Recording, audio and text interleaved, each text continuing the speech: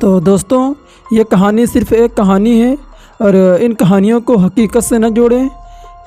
ये केवल आपके मनोरंजन के लिए हैं और इन कहानियों को हकीकत से ना जोड़ें।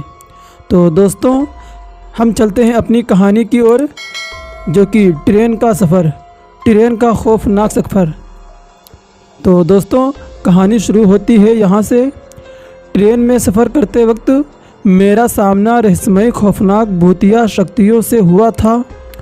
उस दिन के बाद मैं कभी ट्रेन में बैठने की हिम्मत नहीं कर पाया हूँ। ट्रेन का सायरन बजे तो भी मेरी धड़कन बढ़ जाती है।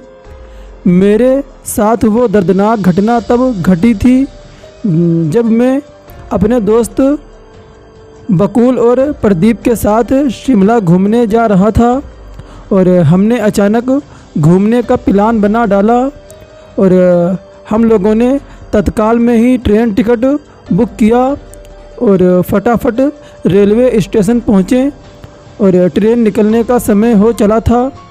बकुल और प्रदीप ट्रेन में चढ़ गए थे और मैं नाश्ता पैक करवाने के चक्कर में लेट हो गया था। मुझे ज़ोरों की बाथरूम लगी हुई थी, तो मैं उधर रेलवे स्टेशन के पास कोने में खड़े पेशाब करने लगा और अचानक मुझे किसी अनजान शक्ति ने ज़ोर का थप्पड़ मारा और उस थप्पड़ के कारण मेरे कान में तो जैसे सीटी ही बज गई थी, क्योंकि दोस्तों वो थप्पड़ इतना ज़ोर थप्पड़ था कि मैं पागल सा हो गया था। और मैंने घूमकर देखा तो मुझे कोई भी नज़र नहीं आ रहा था और मैंने सोचा, अरे यार, ये थप्पड़ किसने मारा मुझे? कोई सामने भी नज़र नहीं आ रहा था। और दोस्तों, मेरा नाश्ते का पैकेट हवा में उछलकर बिखर गया। आसपास देखा तो कोई न था, पर मैं जिस पत्थर पर पेशाब कर रहा था उस पत्थर से धुआं सा निकल रहा था और ये माजरा देख कर मेरे तो रोंगटे खड़े हो गए और मैं फ़ौरन ट्रेन की ओर भागा और चलती ट्रेन बड़ी मुश्किल से पकड़ी। बकुल और प्रदीप मुझे देखते ही गालियाँ देने लगे, क्योंकि वो मेरे दोस्त थे और मैं लेट हो गया था और वो लोग पहले ही चढ़ गए थे ट्रेन में। इसीलिए जब मैं बाद में चढ़ा तो मुझे देखकर वो लोग मुझे गालियाँ देने लगे और मुझे खरी खरी सुनाने लगे। और वो दोनों बोले कि यार, कहाँ मर गया था, कहाँ मर गया था तू? ट्रेन मिस हो जाती तो? हाँ। अब मैं उन दोनों को कैसे बताऊं कि मैं किस मुसीबत का सामना कर आ रहा हूँ। ट्रेन में रफ्तार पकड़ी और हम तीनों दोस्त भी मस्ती में मस्त हो गए और बकुल और प्रदीप से मैंने तमाचा खाने की और पत्थर से धुआं निकलने की बात बताई, पर वो दोनों तो मुझ पर हंसने लगे। और रात हो गई थी। हमने ट्रेन में ही खाना ऑर्डर किया और फिर कुछ ही देर में हम ट्रेन में बातें करते करते सो गए।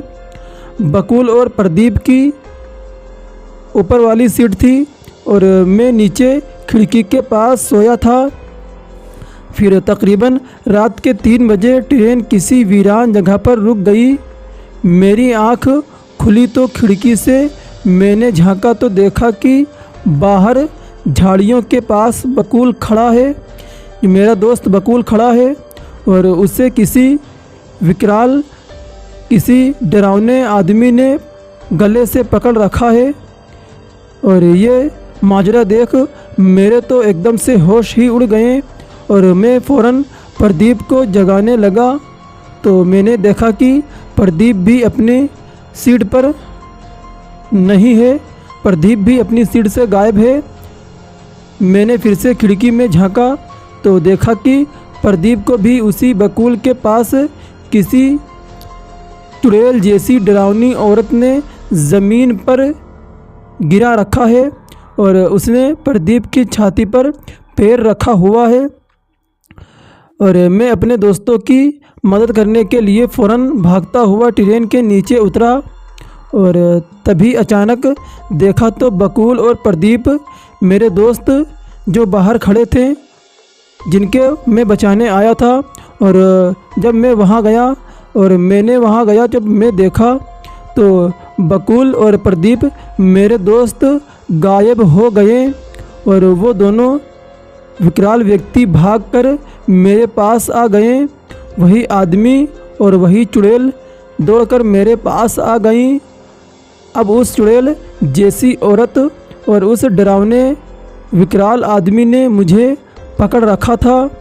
डर का आलम यह था कि मेरी हलक सूख चुकी थी, क्योंकि दोस्तों मेरे पास एक भूत और आत्मा थी। तो मेरी तो कुछ समझ में नहीं आ रहा था, मैं बहुत ही डर रहा था और मेरे मुंह से आवाज़ तक नहीं निकल रही थी। और वो चुड़ैल जैसी औरत बोली, हम दोनों रेलवे स्टेशन से तेरा पीछा कर रहे हैं। हमारे रहने की जगह को तूने गंदा किया है, इसलिए अब हम तुझे अपने साथ ले जाएंगे और तेरे खून से वो जगह साफ़ करेंगे जहाँ तूने पेशाब किया है। और फिर इतना बोलकर वो दोनों मुझे झाड़ियों में खींचने लगे। मैं तो अधमरा सा हो गया था, फिर भी भागने की कोशिश कर रहा था, पर मुंह से आवाज़ निकले तो कोई मेरी मदद को आए। तभी अचानक ट्रेन का हॉर्न बजा और वो दोनों रहस्यमयी भूतिया लोग मेरा हाथ झटक कर भागे। मैं पागलों की तरह ट्रेन की ओर भागा और ट्रेन में घुस गया। फिर से ट्रेन चलने लगी। मैं चुपचाप अपनी सीट पर जाकर सो गया। मेरी धड़कनें काफ़ी तेज़ थीं, फिर भी मैंने डरते डरते खिड़की से झांक ही लिया। तभी मैंने देखा वो विकराल आदमी, यानी वो भूत आदमी और वो औरत चुड़ैल की जोड़ी सामने झाड़ियों में ट्रेन के साथ दौड़ रहे हैं। वो लोग ट्रेन का पीछा कर रही हैं और उन दोनों के मुंह मेरी ओर हैं। अब मैं खौफ से घबरा रहा था। मैं दहाड़े मार मार कर रोने लगा और चीखने चिल्लाने लगा। हमारे डिब्बे के सारे मुसाफिर एकदम से जाग गए और तभी देखा तो बिल्कुल बकुल और प्रदीप दोनों कमीने दोस्त अपनी सीट पर से नीचे उतरे और वो बोले कि हम तो उठे नहीं हैं, अपनी सीट पर ही सोए हुए थे। जबकि मैंने उन दोनों को ट्रेन में ना पाकर ही उन दोनों को बचाने के लिए ट्रेन से नीचे उतरा था। और मेरे दोस्तों ने बताया कि यार हम लोग तो कहीं नहीं गए थे, हम लोग ट्रेन में ही सो रहे थे। फिर मेरी समझ में सारा खेल आ गया कि वो मेरे आंखों देखा धोखा था। वो भूत और वो चुड़ैल मुझे मारना चाहती थी। तो फिर मैं वहाँ से भाग आया। सबने मुझे शांत कराया और मेरे दोनों दोस्त फिर पूरी रात जागते हुए मेरे पास ही बैठे रहे। हम तीनों दोस्त शिमला घूमने पर ट्रेन के दर्दनाक हादसे की याद मुझे पागल किए जा रही थी। और घर वापसी हमने बस में की, यानी बस में ही हम लोग वापसी आए।